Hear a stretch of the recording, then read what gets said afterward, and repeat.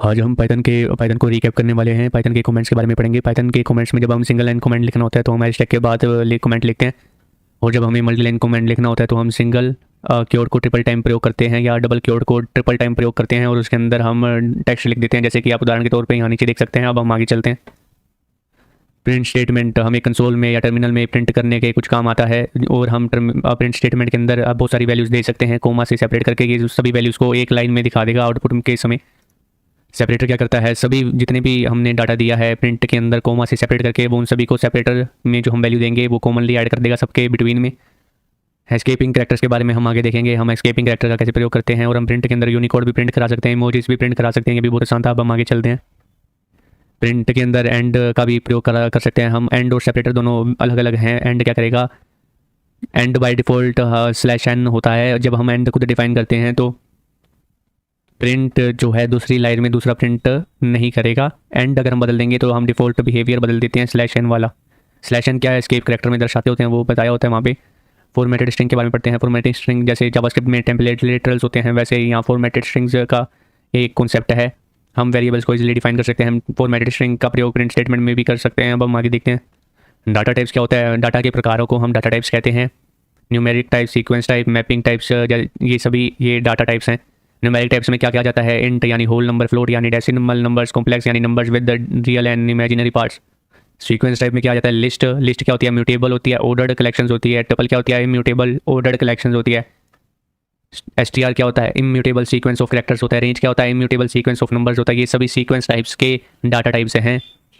Dict क्या होता है, अनऑर्डर्ड कलेक्शन होता है कि वैल्यू पेयर्स का। डिक्ट देखने में ऐसे लगता है जैसे जावास्क्रिप्ट में ऑब्जेक्ट का प्रयोग करते हैं वैसे लगता है, और लिस्ट जावास्क्रिप्ट में जैसे हम एरे का प्रयोग करते हैं वैसे ही पाइथन में स्क्वायर ब्रैकेट के अंदर हम जो कुछ भी लिखते हैं वो पाइथन के अंदर लिस्ट कहलाई जाती है। अब हम आगे देखते हैं। सेट टाइप्स होते हैं। Set types unordered collection of unique items होते हैं, यानी जैसे हमने डिक्ट का प्रयोग किया था उसके अंदर की वैल्यू पेयर होता है करली ब्रेसिस में। यहाँ की वैल्यू पेयर नहीं होता, और इसके अंदर हम सिर्फ और सिर्फ यूनिक वैल्यू ही रख सकते हैं, डुप्लीकेट वैल्यू नहीं रख सकते। फ्रोजन सेट क्या होता है, सेट का ये एक हिस्सा सेट की तरह ही होता है, लेकिन ये इम्यूटेबल होता है। इम्यूटेबल सेट्स होते हैं, उसे हम फ्रोजन सेट बोलते हैं। बाइनरी टाइप्स के बारे में जाने की भी फिलहाल जरूरत नहीं है। अब अभी हम बुलियन टाइप के बारे में देखेंगे। बुलियन टाइप जो है वो ट्रूथ वैल्यूज़ को दर्शाता है, जैसे ट्रू और फॉल्स, और पाइथन के अंदर हम ट्रू का टी बढ़ा रखते हैं और फॉल्स का एफ बढ़ा रखते हैं।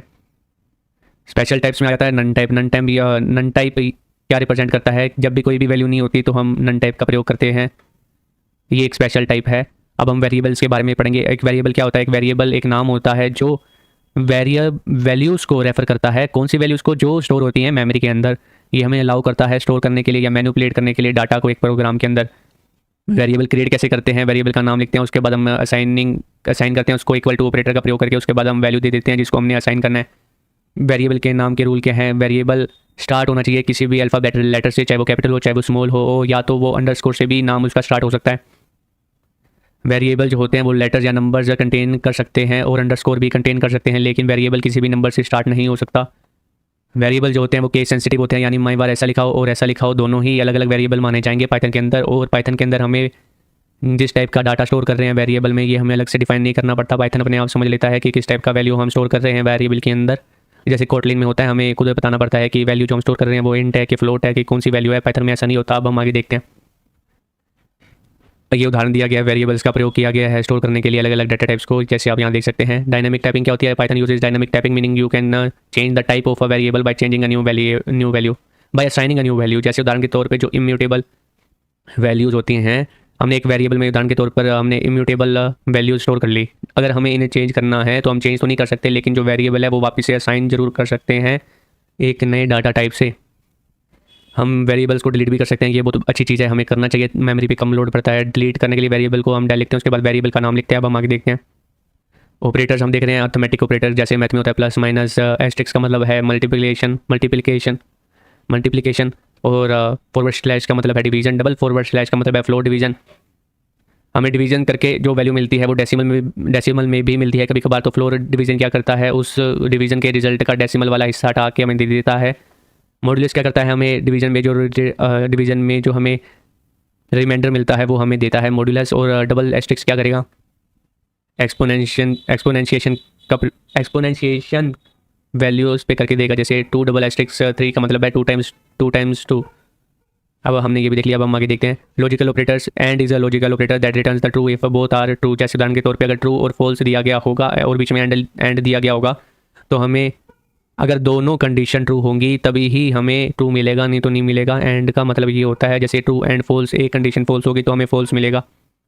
और is a logical operator that returns true if at least one is true.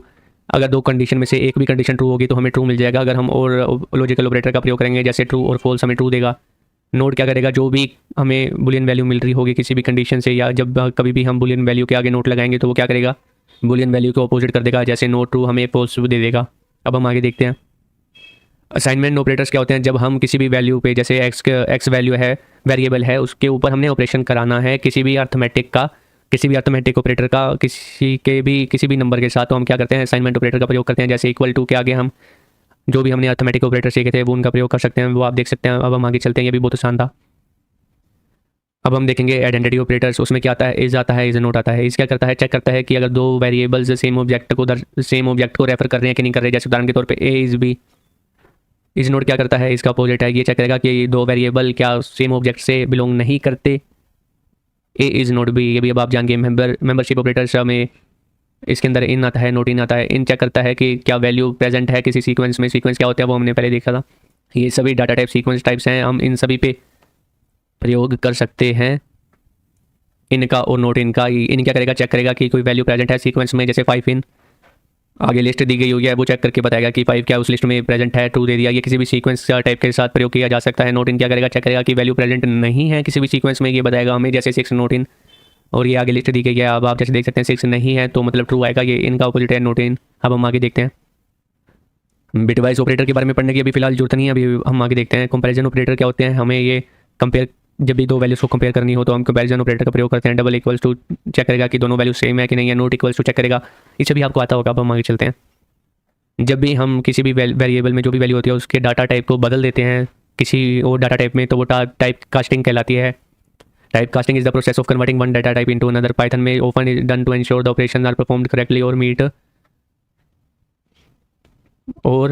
Function requirement. Type casting कौन कौन सी प्रकार की होती है, इम्प्लिसिट और एक्सप्लिसिट। इम्प्लिसिट वो होती है जो अपने आप हो जाती है, एक्सप्लिसिट वो होती है जो हमें मैन्युअली करनी पड़ती है। इम्प्लिसिट कब होती है, पाइथन खुद करता है जब स्मॉलर डाटा टाइप्स को हम कन्वर्ट करते हैं लार्जर डाटा टाइप्स में। जैसे उदाहरण के तौर पे एग्जांपल आप देख सकते हैं, एक वेरिएबल है उसके अंदर 10 है, एक फ्लोट है उसके अंदर 5.5 है। जब हम इन दोनों को प्लस करेंगे तो एंड रिजल्ट हमें आएगा 15.5 ही, तो ये अपने आप ही कन्वर्ट हो गया इसका डाटा टाइप, तो हमें कुछ करने की जरूरत नहीं पड़ी। अब हम आगे देखते हैं एक्सप्लिसिट क्या होता है, जो हम मैनुअली डाटा टाइप बदलते हैं उसे हम एक्सप्लिसिट टाइप कास्टिंग कहते हैं। हम इनको कैसे करते हैं, फंक्शंस का प्रयोग करके। ये फंक्शंस हमें पाइथन खुद देता है, उनके नाम क्या क्या हैं वो आप देख सकते हैं, इंट, फ्लोट, स्ट्रिंग और ये सब। अगर हम इंट के अंदर कोई भी फ्लोट डाल देंगे तो एरर आ जाएगी, फ्लोट के अंदर हम इंट डाल देंगे तो एरर नहीं आएगी। क्यों बता रहा हूँ, क्योंकि कभी कभार हम यूज़र से इनपुट लेते हैं और उसकी वैल्यू एक्सपेक्ट करते हैं कि इंट होगी, लेकिन अगर उसने इंट की जगह फ्लोट डाल दिया और आपने कन्वर्जन किया हो इनपुट का इंट के अंदर तो वो एरर आ जाएगा। और बाकी सब आप देख सकते हैं। अब हम आगे चलते हैं। ये सभी फंक्शंस दिए गए हैं, उनका उदाहरण दिया गया है, आप वीडियो पॉज करके देख सकते हैं। अब हम आगे चल रहे हैं। स्ट्रिंग्स के बारे में बताया गया है। स्ट्रिंग पाइथन में एक सीक्वेंस ही होती है। सीक्वेंस किसकी होती है, कैरेक्टर्स की होती है। ये इनक्लोज किया जाता है सिंगल क्वोट में या डबल क्वोट में या ट्रिपल सिंगल क्वोट में या ट्रिपल डबल क्वोट के अंदर। उदाहरण आप यहाँ देख सकते हैं। हम स्ट्रिंग्स को इंडेक्स से गेट कर सकते हैं, क्योंकि ये कैरेक्टर्स का सीक्वेंस होता है तो हम कैरेक्टर्स को ले सकते हैं इंडेक्स दे के, ये आप यहाँ देख सकते हैं। लेकिन हम इंडेक्स का प्रयोग करके कभी भी वैल्यूज़ को बदल नहीं सकते स्ट्रिंग की, क्योंकि यह इम्यूटेबल होते हैं। जैसे उदाहरण के रूप में अगर मैं स्ट्रिंग 1 और स्क्वायर ब्रैकेट्स के अंदर 0 लिखूँ, उसके बाद इक्वल टू लिख के या कुछ और कैरेक्टर दे दूँ तो एरर आ जाएगी, क्योंकि स्ट्रिंग इम्यूटेबल है। और हाँ, इसके अंदर हमें ऐसा ज़रूरी नहीं है कि सिंगल क्वोट में एक ही कैरेक्टर आएगा, इसमें मल्टीपल कैरेक्टर्स आ सकते हैं सिंगल क्वोट के अंदर। नेगेटिव इंडेक्सिंग भी कर सकते हैं, हम लास्ट से भी कैरेक्टर ले सकते हैं, हमें नेगेटिव नंबर लिख देना है बस, वो नेगेटिव इंडेक्सिंग कहलाई जाएगी। अब हम आगे चलते हैं। स्ट्रिंग्स के आप मेथड देख पाएंगे। लेन है, लेन ये मेथड ये ग्लोबल फंक्शन है, ठीक है, ये मेथड नहीं है, गलती से लिख दिया। स्ट्रिंग लोअर क्या करेगा, स्ट्रिंग को लोअर केस में कर देगा। स्ट्रिंग डॉट अपर केस में कर देगा। स्ट्रिंग डॉट स्ट्रिप str कह रहा हूँ, यहाँ कुछ भी हो सकता है, रो वैल्यूज़ भी हो सकती हैं या आप वेरिएबल्स भी दे सकते हैं, ठीक है। str डॉट स्ट्रिप क्या करेगा, वाइट स्पेस हटा देगा आगे पीछे से। स्प्लिट क्या करेगा, वैल्यूज़ को डेलीमीटर के हिसाब से स्प्लिट कर देगा और एक लिस्ट में आपको डाटा रिटर्न कर देगा। ज्वाइन क्या करेगा, कोई भी लिस्ट में जो भी डाटा होगा उसको ज्वाइन करके आपको दे देगा। रिप्लेस क्या करेगा, कोई भी लेटर है या कुछ भी आपको रिप्लेस करना है वो रिप्लेस कर देगा। हाँ, जावास्क्रिप्ट में 2 होते हैं, रिप्लेस होता है और एक और होता है रिप्लेस ऑल। तो जो यहाँ पे पाइथन में जो हम रिप्लेस का प्रयोग करते हैं वो सभी ही को रिप्लेस कर देता है, ये ध्यान रखिएगा। str डॉट फाइंड, यहाँ str की जगह कोई भी वेरिएबल हो सकता है, उसके पीछे हम बस वैल्यू होनी चाहिए, बस ये ध्यान रखना। उसके पीछे हम डॉट फाइंड का प्रयोग करेंगे तो वो क्या करेगा, फर्स्ट ओकरेंस होगी सब स्ट्रिंग की, जो हम इसके अंदर स्ट्रिंग डालेंगे फाइंड के पैरेंथेसिस के अंदर जो हम स्ट्रिंग डालेंगे वो सब स्ट्रिंग कहलाएगी। तो हम उसके अंदर जो भी पास करेंगे उसका इंडेक्स बता देगा, और वो भी जो फर्स्ट ओकरेंस होगी उसके हिसाब से बताएगा। अब हम आगे चलते हैं, स्ट्रिंग फॉर्मेटिंग देखते हैं। स्ट्रिंग्स होते हैं formatted strings, literals for easy string interpolation. तो उसमें क्या होता है, जब भी हम वेरिएबल्स डिफाइन करते हैं तो हम इजीली डिफाइन कर सकते हैं, मैनिपुलेट इजीली कर सकते हैं। तो जैसे कि हम जावास्क्रिप्ट के अंदर टेम्पलेट लिटरल्स देखते, वैसे ही इसके अंदर फॉर्मेटेड स्ट्रिंग का कॉन्सेप्ट है। इसके अंदर हम एफ लगाएंगे, उसके बाद हम जैसे स्ट्रिंग लिखते हैं वो लिख देंगे, बस कर्ली ब्रेसेस के अंदर जहाँ जहाँ वेरिएबल लिखने होंगे हम वो लिख देंगे। या तो हम इस चीज़ का प्रयोग कर सकते हैं, या तो हम फॉर्मेट मेथड का प्रयोग कर सकते हैं। उसमें क्या होगा, हम उसके अंदर बस कर्ली ब्रेसेस एम्प्टी छोड़ देंगे, उसके बाद डॉट फॉर्मेट लिखेंगे, उसके बाद हम वेरिएबल का नाम लिख देंगे जिससे वो वैल्यू रिप्लेस हो जाएगी कर्ली ब्रेस की जगह। एस्केप कैरेक्टर्स क्या होते हैं वो आप जानते ही होंगे, हर लैंग्वेज में सिखाया जाता है। बैकस्लैश क्या करेगा, न्यू लाइन दे देगा, है ना, वो सब वैसे ही सभी आप यहाँ पढ़ पाएंगे। अब हम आगे चलते हैं।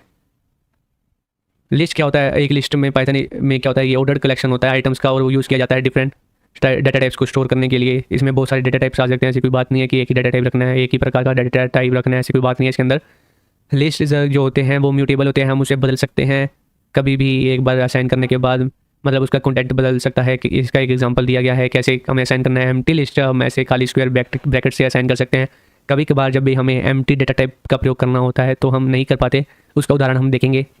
अभी के लिए आप ऐसे समझ लीजिए कि लिस्ट को हम एम्प्टी लिस्ट रखनी हो कहीं भी तो खाली स्क्वायर ब्रैकेट रख सकते हैं। और एक्सेस कैसे करेंगे, एलिमेंट को इंडेक्स देके वेरिएबल का नाम आगे इंडेक्स दे देंगे स्क्वायर ब्रैकेट्स के अंदर, और हमें वैल्यूज आ जाएगी। हम नेगेटिव इंडेक्सिंग भी कर सकते हैं, वो भी आसान था। अब हम आगे चलते हैं। लिस्ट के क्या कितने मेथड्स हैं आप देख सकते हैं। लेन मेथड नहीं है, फंक्शन है, वो भी मैंने बता दिया। मेथड वो होते हैं जो हम डॉट लगा के उसके बाद लिखें, वो मेथड कहलाते हैं। ये भी आप समझ गए। अपेंड क्या करेगा, ऐड करेगा न्यू आइटम को लिस्ट के एंड में, ठीक है। वैल्यू हम अपेंड के पैरेंथेसिस के अंदर लिखेंगे, और जो भी वैल्यू होगी पैरेंथेसिस के अंदर वो लिस्ट के एंड में ऐड कर देगा। इंसर्ट क्या करेगा, आइटम को इंसर्ट कर देगा उस पोजीशन में जो पोजीशन हम बताएंगे। तो हम पहले खाली वैल्यू लिख रहे थे तो वो लास्ट में ऐड कर रहा था, अब हमें इंडेक्स खुद बताएंगे, इंडेक्स देंगे, उसके बाद हम वैल्यू देंगे तो वो उस इंडेक्स पे वो वैल्यू डाल देगा। और ध्यान रखिएगा कि इंडेक्स के काउंटिंग 0 से होती है, तो उस हिसाब से 1 यहाँ पे होगा। रिमूव क्या करेगा, रिमूव कर देगा फर्स्ट ओकरेंस ऑफ आइटम्स को। इसके अंदर हम वैल्यू दे सकते हैं जो हमें रिमूव करना है, और जो सबसे पहले ये इस टाइप की वैल्यू आएगी वो उसको रिमूव कर देगा। यहाँ पे और भी 2 हो सकते थे, जो फर्स्ट 2 होगा सबसे पहले ओकर होगा उसका वो डिलीट कर देगा, रिमूव कर देगा। अब हम देखते हैं डॉट पॉप क्या होता है। रिमूव करेगा और रिटर्न करेगा item at a given position. अगर हम इसके अंदर कोई भी पोजीशन नहीं डालते पैरेंथेसिस के अंदर, तो ये जो लिस्ट के अंदर सबसे लास्ट आइटम है उसे डिलीट करके और हमें रिटर्न कर देगा। जैसे उदाहरण के तौर पे यहाँ कोई वैल्यू नहीं दी गई तो सबसे लास्ट आइटम हटा के हमें रिटर्न कर देगा। ये भी अब हम जान गए। अब हम आगे देखते हैं। सॉर्ट क्या करेगा, सॉर्ट कर देगा आइटम्स को असेंडिंग ऑर्डर में। जैसे यहाँ वैल्यूज दी गई हैं ये असेंडिंग ऑर्डर में सॉर्ट कर देगा वो भी तब ही सॉर्ट करेगा असेंडिंग ऑर्डर में अगर सारे एलिमेंट्स कंपेरेबल टाइप्स के होंगे। लिस्ट डॉट रिवर्स क्या करेगा, सारे ऑर्डर को रिवर्स कर देगा। अगर हमें डिसेंडिंग ऑर्डर में कुछ भी लिखना है तो हम क्या करेंगे, पहले उसे हम सॉर्ट करेंगे, उसके बाद हम रिवर्स कर देंगे तो हमें डिसेंडिंग ऑर्डर मिल जाएगा। तो लिस्ट डॉट एक्सटेंड क्या करता है, एक लिस्ट टाइप के अंदर हमें एक लिस्ट के अंदर हमें दूसरी लिस्ट जोड़नी हो तो हम एक्सटेंड का प्रयोग करते हैं। अब आप सोच रहे होंगे हम अपेंड का प्रयोग क्यों नहीं कर सकते। अगर हम अपेंड के अंदर एक लिस्ट डाल देंगे तो वो नेस्टेड लिस्ट बना देगा, लेकिन जब हमें 2 लिस्ट को जोड़ना हो तो हम एक्सटेंड का प्रयोग करेंगे। ये भी अब आप जान गए। इंडेक्स क्या करेगा, रिटर्न कर देगा first occurrence of an item. हम यहाँ जो भी वैल्यू देंगे उसके अंदर जो सबसे पहले फर्स्ट ओकरेंस होगा उसका इंडेक्स हमें दे देगा। ये भी अब हम जान गए। अब हम आगे देखते हैं लिस्ट में स्लाइसिंग कैसे करनी है। स्लाइसिंग क्या होता है, हम जब कोई भी एक हिस्सा ले लें लिस्ट में से वो एक स्लाइसिंग कहलाएगा। जैसे उसके अंदर क्या होगा, पहला नंबर स्क्वायर ब्रैकेट में होता है स्टार्टिंग पोजीशन और दूसरा नंबर होता है ending position.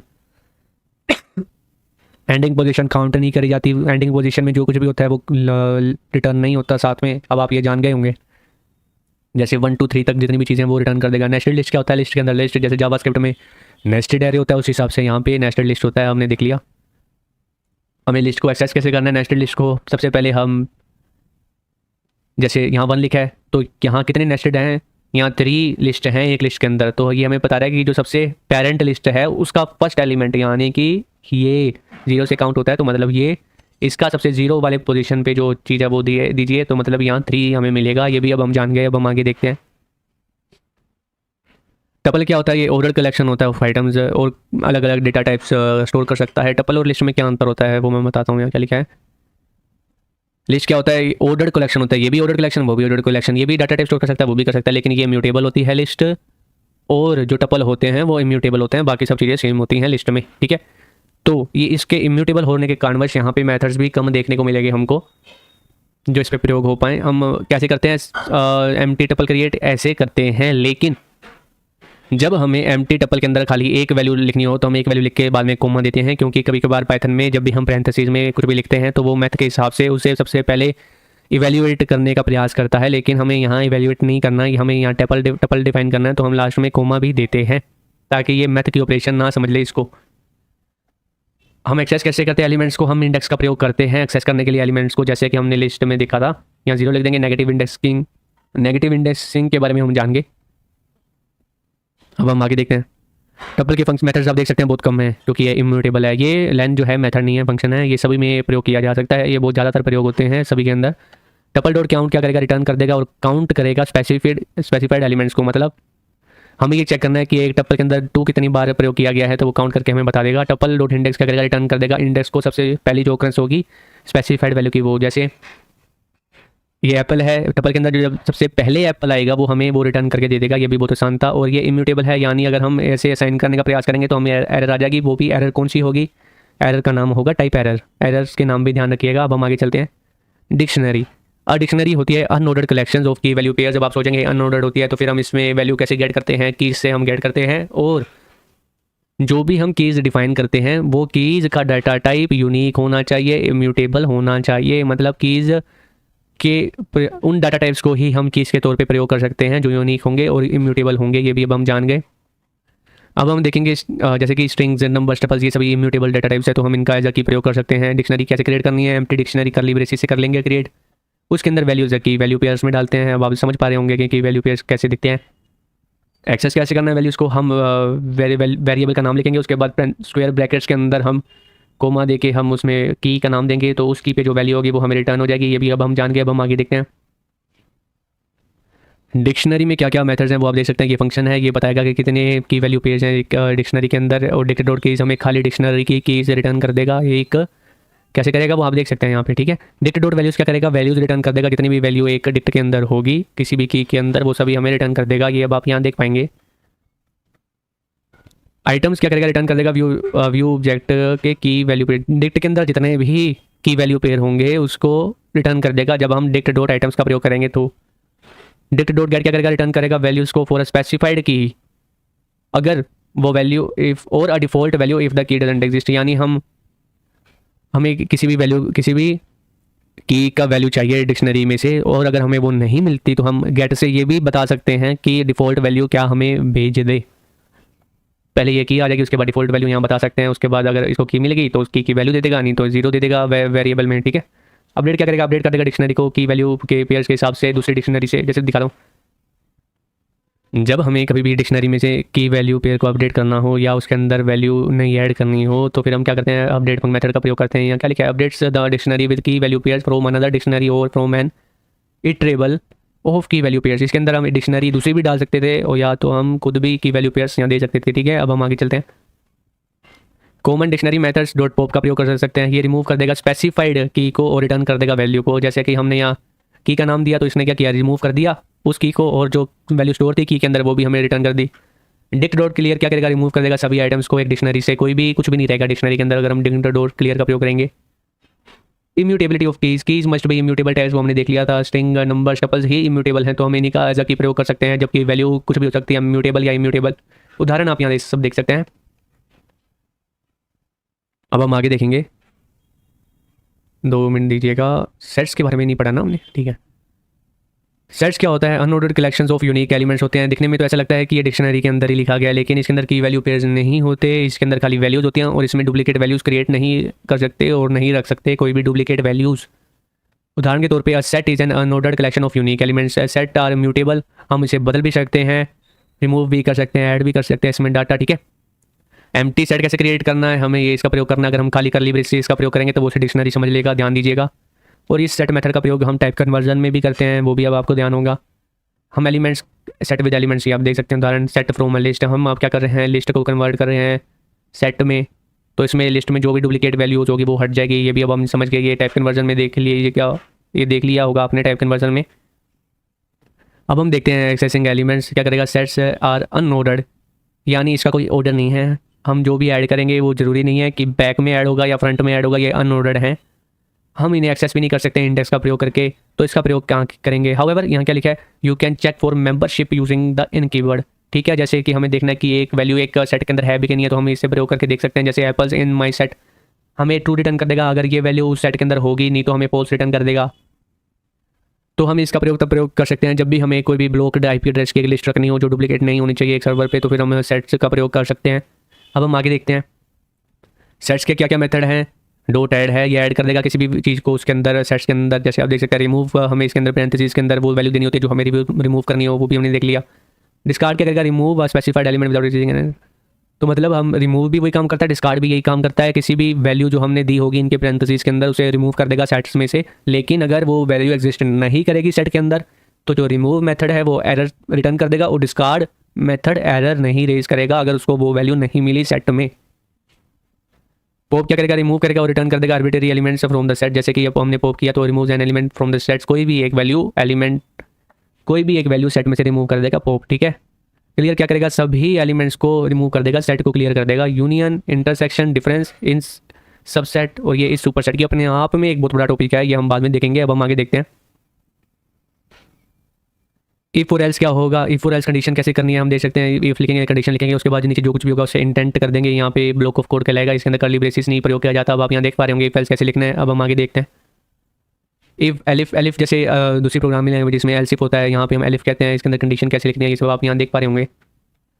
Python does not support direct short and for multiple conditional. ठीक है, अब ये देखना रखे ना अपना। हाँ, जब भी हमें एक वेरिएबल में कोई वैल्यू स्टोर करनी हो किसी कंडीशन के बेस्ड पे, यानी हमें एक वेरिएबल में वैल्यू चेंज करनी हो, जैसे ही कोई भी कंडीशन बदले, तो हम क्या करते हैं, शॉर्ट एंड इफ एल्स का प्रयोग करते हैं। जैसे उदाहरण के तौर पे ये वैल्यू रिटर्न हो जाएगी अगर ये कंडीशन ट्रू होगी, एल्स ये वैल्यू रिटर्न हो जाएगी। ये भी अब आप जानेंगे। वैसे ही अगर हमें यहाँ इसमें शॉर्ट एंड में बहुत लंबी चेक करना हो और एलिफ ऐड करने हो तो डायरेक्टली तो सपोर्ट करेगा नहीं पाइथन, लेकिन हम किसी ट्रिक का प्रयोग करके कर सकते हैं। जैसे कि यहाँ दिया गया है वैल्यू रिजल्ट ये भी दे दे, नहीं तो ये रिजल्ट रिटर्न कर देगा इफ़ ये कंडीशन ट्रू है, एल्स ये रिजल्ट रिटर्न कर देगा इफ़ ये कंडीशन ट्रू है, एल्स ये रिजल्ट रिटर्न कर देगा। और जो एंड में जो भी कंडीशन में से जो भी वैल्यू आएगी वो वेरिएबल में स्टोर हो जाएगी।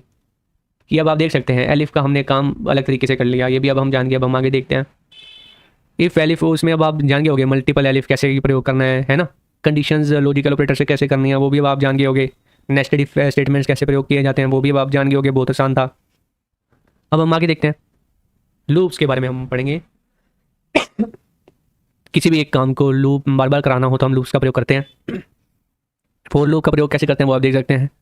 इंडेंट कर देंगे हम और उसके अंदर हम कोड लिखेंगे जो भी वो लूप होता रहेगा जब तक एक वैल्यू होगी किसी सीक्वेंस के अंदर, है ना। वाइल लूप क्या करेगा, वाइल लूप तब तक रन करेगा जब तक उसकी कंडीशन ट्रू हो। फॉर लूप कब तक रन करेगा, ये वाला, जब तक उसके अंदर वैल्यू होगी सीक्वेंस के अंदर। ठीक है, जबकि वाइल लूप क्या करेगा, जब तक कंडीशन ट्रू होगी तब तक वो रन करता रहेगा उस लूप को। ये भी अब हम समझ गए। सिंटेक्स आप देखते जाइएगा साथ ही साथ। अब हम आगे देखते हैं ब्रेक और कंटिन्यू क्या होता है, हर प्रोग्रामिंग लैंग्वेज में सिखाया जाता है, ये भी बहुत आसान है। ब्रेक क्या करेगा, सिस्टम को परमानेंटली रोक देगा, मतलब सिस्टम को नहीं लूप को, लूप परमानेंटली रोक देगा ब्रेक स्टेटमेंट। और कंटिन्यू क्या करेगा, जो उस समय जोन सा मतलब जिस जोन से ऑर्डर का लूप चल रहा होगा उसको स्किप कर देगा। ये भी अब आप जान गए होंगे, उदाहरण दिया गया है ब्रेक और कंटिन्यू का। जब 5 होगा इसके अंदर, जब 5 आएगा तो क्या होगा, ये लूप रुक जाएगा, आगे नहीं जाएगा। लेकिन जब भी इवन नंबर्स होंगे तो लूप वो वाला स्किप हो जाएगा। ये भी अब हम जान गए। अब हम आगे देखते हैं इंडेंटेशन का ध्यान रखिएगा। ये प्रिंट कहाँ है, फॉर लूप के अंदर माना जाएगा, इफ़ के अंदर नहीं माना जाएगा। अब हम आगे देखते हैं रेंज क्या होता है। रेंज एक फंक्शन होता है जो बहुत सारे नंबर्स के सीक्वेंस क्रिएट करके हमें दे देता है। ये ज़्यादातर हम लूप्स के अंदर प्रयोग करते हैं। रेंज का एक स्टार्ट होता है, starting number, stop number, step number. Start number हमें ये बताता है कि कहाँ से लेके कहाँ तक स्टॉप तक हमें नंबर जनरेट करने हैं, और स्टेप ये बताता है कि हमें कितनी values by and by skip करनी है। स्टार्ट ऑप्शनल होता है, स्टॉप एंड वैल्यू होता है, और and value of the sequence exclusive, मतलब जो हम स्टॉप पे जो वैल्यू लिखेंगे वो इन नंबर की रेंज में नहीं उपस्थित होगा, वो एक्सक्लूसिव होता है। स्टेप ऑप्शनल है, ये अब आप जान गए होंगे, है ना। तो जब हम यहाँ बस एक नंबर लिखते हैं रेंज के अंदर तो वो क्या माना जाएगा, स्टॉप वैल्यू माना जाएगा। ये भी अब आप जान गए। स्टार्ट और स्टॉप तक भी हो सकता है, स्टॉप भी हम खाली दे सकते हैं, स्टार्ट स्टॉप स्टेप सारे एक साथ भी दे सकते हैं। ये भी अब हम जान गए। अब हम आगे देखते हैं रेंज के एग्जांपल यहाँ दिए गए हैं अलग अलग तरीके से। यहाँ स्टॉप वैल्यू दी गई है खाली, यहाँ स्टार्ट और स्टॉप दिया गया है, यहाँ स्टार्ट स्टॉप स्टेप भी दिया गया है। यहाँ की पॉइंट्स क्या है, the stop value is not included in the output, वो हमने देख लिया था। Values when only one argument is pass it is stated as a stop value and start defaults to 0। ये भी अब हम जानते हैं, अब हम आगे देखते हैं। ये हमने पहले पढ़ा हुआ था, अब हम आगे चलते हैं। हाँ, पास के बारे में हमने पढ़ना है, रुकिए। तो पास क्या होगा, जब भी हम कोई भी कुछ भी बनाते हैं, स्टेटमेंट फॉर लूप बनाते हैं, तो वो पाइथन में एम्प्टी नहीं होना चाहिए, इसलिए हम पास कीवर्ड का प्रयोग करते हैं ताकि हम उसे ये बता पाएँ कि अभी के लिए ये एम्प्टी रखी है, बाद में हम इसमें कुछ ऐड करेंगे। Definition, the pass statement is a placeholder that does nothing, it often used to when a statement is in syntactically required but you don't want to execute any code. उदाहरण आप देख सकते हैं यहाँ पे। अब हम आगे चलते हैं। यानी कहने का मतलब ये है, ब्लॉक ऑफ कोड एम्प्टी नहीं रहना चाहिए, या तो उसमें पास लिखिए या तो उसके अंदर कुछ भी लिखिए आप, लेकिन एम्प्टी नहीं होना चाहिए। तो हम फंक्शंस के बारे में देखेंगे। Types of function, basic built in function होते हैं जिन्हें हम बस कॉल करते हैं, उन्हें हमें डिफाइन नहीं करना पड़ता। वो कौन कौन से हैं? प्रिंट, लेन, टाइप। टाइप के बारे में मैंने चर्चा नहीं करी। टाइप के अंदर हम कोई भी वेरिएबल लिखते हैं या वैल्यू लिखते हैं तो वो हमें क्या रिटर्न करता है कि किस टाइप का डाटा टाइप है, इसके बारे में मैंने चर्चा नहीं करी, रह गया था, अब आप समझ गए होंगे। यूज़र डिफाइंड फंक्शन वो होते हैं जो पहले हमें डिफाइन करने पड़ते हैं, उसके बाद हम उनका प्रयोग कर पाएंगे। अब मैं ये बताना चाहता हूँ कि फंक्शंस के बारे में भी बहुत कुछ बता सकते हैं, इसलिए मैं पाइथन का पार्ट 2 भी बनाऊंगा। Functions that are defined by the user to perform specific task. जैसे आप यहाँ देख सकते हैं, हम जब भी पाइथन का प्रयोग करते हैं तो उससे पहले DEF लिखते हैं। DEF का मतलब क्या होता है? Defining function. अब यहाँ फुल फॉर्म मत लिख दीजिएगा, एरर आ जाएगी। DEF ही लिखते हैं हम यहाँ पे, ये भी अब हम जान गए। अब हम आगे देखते हैं। एनोनिमस फंक्शंस क्या होते हैं? जिनके फंक्शंस के नाम ना हो उन्हें एनोनिमस फंक्शन कहते हैं। इन्हें लैम्डा फंक्शन भी कहते हैं। जैसे उदाहरण के तौर पे यहाँ एक वेरिएबल के अंदर लैम्डा फंक्शन लिखा गया है और यहाँ पे पैरामीटर्स दिए गए हैं x और y, और हम रिटर्न कर रहे हैं वैल्यू को। हम ज़्यादा बड़ी ऑपरेशंस नहीं कर रहे, इसलिए हमें कर्ली ब्रेसेस की जरूरत नहीं पड़ी। अब आप ये भी जान गए। अब आप यहाँ उदाहरण दे सकते हैं। रिकर्सिव फंक्शन क्या होते हैं? जब भी हमें एक पर्टिकुलर टास्क बार बार रिपीट करना हो, जब तक कोई कंडीशन ट्रू हो तब तक हमें एक टास्क बार बार रिपीट करना हो, वो रिकर्सिव फंक्शंस कहलाते हैं। हम यहाँ पे लूप्स का प्रयोग नहीं करते, फंक्शंस का प्रयोग करते हैं। और ध्यान रखिएगा, अगर यहाँ पे कंडीशन सही से नहीं दी गई हुई तो फिर वो लूप्स बार बार रन करते रहेंगे। जैसे यहाँ रिकर्सिव फंक्शन का उदाहरण दिया गया है फैक्टोरियल फाइंड करने के लिए, जो मैथ में पढ़ाया जाता है। अब हम आगे देखते हैं। हाई ऑर्डर फंक्शन क्या होता है? इनका आपने प्रयोग किया होगा अब, लेकिन बस नाम नहीं पता होगा। अब हम देखते हैं। जो फंक्शन जो दूसरे फंक्शन को एज अ आर्ग्यूमेंट ले पाए या रिटर्न करें दूसरे फंक्शन को एज अ रिजल्ट, वो हाई ऑर्डर फंक्शंस कहलाते हैं। उदाहरण के तौर पे functions that can take other functions as arguments और return them as results, they are called high order functions. उदाहरण आप यहाँ देख सकते हैं। हमें जो फंक्शन मिल रहा है हम उसी को रिटर्न कर रहे हैं वैल्यू देके। इसे हम ये भी कह सकते हैं कि जो हम वैल्यू है वो लिफ्ट कर रहे हैं, ठीक है, इस उदाहरण में फिलहाल। लेकिन हाई ऑर्डर फंक्शन का मतलब कुछ और होता है, वो आप यहाँ देख लिया होगा आपने। जनरेटर फंक्शंस क्या होते हैं? Functions that are used with the yield keyword to return an iterable series of values instead of the single value. ये आप उदाहरण यहाँ देख सकते हैं। अब हम आगे चलते हैं। फाइल के बारे में देखेंगे, इनपुट आउटपुट के बारे में। तो फाइल जब भी हमें राइट करनी होती है तो क्या करना पड़ता है? पहले ओपन करनी पड़ेगी फाइल, ओपन फंक्शन से। उसके अंदर हमें नाम देना पड़ेगा, फाइल का एड्रेस, और मोड बताना पड़ेगा कि हम राइट कर रहे हैं, क्या कर रहे हैं, ठीक है। मोड्स आगे बताऊंगा मैं। तो उसके अंदर बाद में फाइल ओपन होगी, उसके बाद हम उस वेरिएबल का प्रयोग करके उसके अंदर टेक्स्ट देते हैं और जो भी टेक्स्ट देखेंगे उस फाइल में राइट हो जाएगा। और ध्यान रखिएगा, हमें क्लोज भी करना पड़ेगा। फाइल को रीड कैसे करते हैं? फाइल वेरिएबल लेंगे, ओपन करेंगे, उसके अंदर हम रीड मोड लिख देंगे। आर से रीड मोड माना जाता है, यहाँ मोड देते हैं हम। उसके बाद कंटेंट के वेरिएबल लेंगे, उसके अंदर हम उस वेरिएबल का प्रयोग करके डॉट रीड करेंगे, फिर जो हमें डाटा होगा वो रिटर्न हो जाएगा। और उसके बाद हम फाइल को क्लोज कर देंगे, उसके बाद हमें डाटा मिल जाएगा। इसमें जो होता है बस ये ध्यान रखना होता है कि क्लोज का प्रयोग हमें करना पड़ेगा। अगर हमें क्लोज का प्रयोग नहीं करते तो एरर आ जाएगी। इसी से बचने के लिए हम विद कीवर्ड से हम फाइल ओपन करते हैं, रीड करते हैं, सब कुछ करते हैं, ठीक है। जैसे हम लिखेंगे विद ओपन, उसके बाद फाइल का नाम, फिर हम मोड लिखेंगे एज फाइल, ठीक है। फिर हम फाइल देंगे, उसमें राइट कर देंगे डाटा। तो अब क्या होगा कि अगर हम फाइल को क्लोज नहीं भी करेंगे तो भी एरर नहीं आएगी। वैसे ही जब हमें रीड करना होगा तो आप देख पाएंगे हम कैसे करेंगे। कीवर्ड्स क्या है कि विद कीवर्ड का प्रयोग करेंगे तो एरर नहीं आएगी। अगर हम फाइल नहीं भी क्लोज करते, वो अपने आप क्लोज कर लेते हैं जब हमारा वर्क कंप्लीट हो जाएगा। मोड्स क्या क्या है वो आप यहाँ देख पा रहे होंगे एंड में। Read mode, right mode, append mode, binary mode. Append mode के बारे में मैं कुछ बोलना चाहूँगा। जहाँ भी जिस भी लैंग्वेज में अपेंड आ जाता है तो उसका मतलब है कि हम एंड में कुछ ऐड कर रहे हैं, चाहे वो नोड.js हो, चाहे जावास्क्रिप्ट हो, कि कोई भी लैंग्वेज हो, उसके अंदर जब अपेंड आ जाए तो उसका मतलब है कि हम एंड में कुछ ऐड करने की बात कर रहे हैं। यहाँ पे जब अपेंड मोड करेंगे तो जो डाटा पहले से एग्जिस्ट होगा फाइल में, उसके एंड में डाटा ऐड करेगा ये अपेंड मोड। ये भी हम जान गए। अभी के लिए बस इतना ही। आने वाली वीडियोज़ में हम पार्ट 2 भी बनाएंगे पाइथन का, क्योंकि इसमें बहुत कुछ रह गया अभी फ़िलहाल। अभी के लिए बस इतना ही। धन्यवाद।